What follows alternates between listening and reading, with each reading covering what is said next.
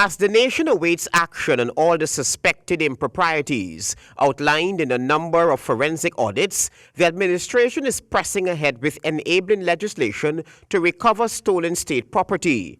From all indications, the State Assets Recovery Agency bill will be heading for the statutes come March 9, despite the fear, or precisely because of the fear it has generated in some quarters.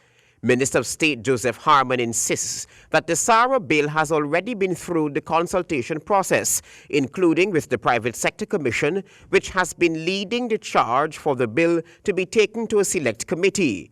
The March 9 sitting of the National Assembly is increasingly looking like D-Day for the Sara bill. Because you cannot keep legislation moribund, just waiting and waiting and waiting. We have to move this country forward. We have to deal with issues in relation to the persons who have actually secreted state assets. And we have to have the legal coverage to go after those persons who have actually stolen, in many cases, state assets. Nightly News last week asked the SARU CEO, Major Aubrey Hettimeyer, why is litigation taking so long with respect to Pradoville 2, where it has already been established that serious improprieties had been committed by senior functionaries of the previous administration. We recognize that some of these cases, even though they were done blatantly in some cases, we have to muster the right kind of evidence and present it in court in such a manner that is acceptable.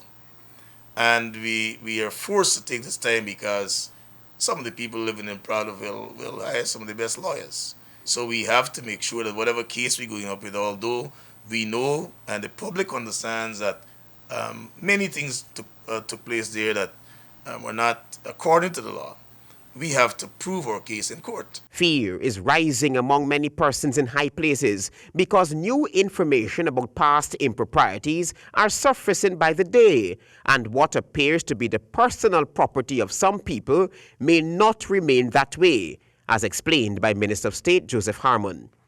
Additionally, the Guyana Revenue Authority, information has basically been going to them as well about cases in which our tax laws have been breached and significant breaches of our tax laws.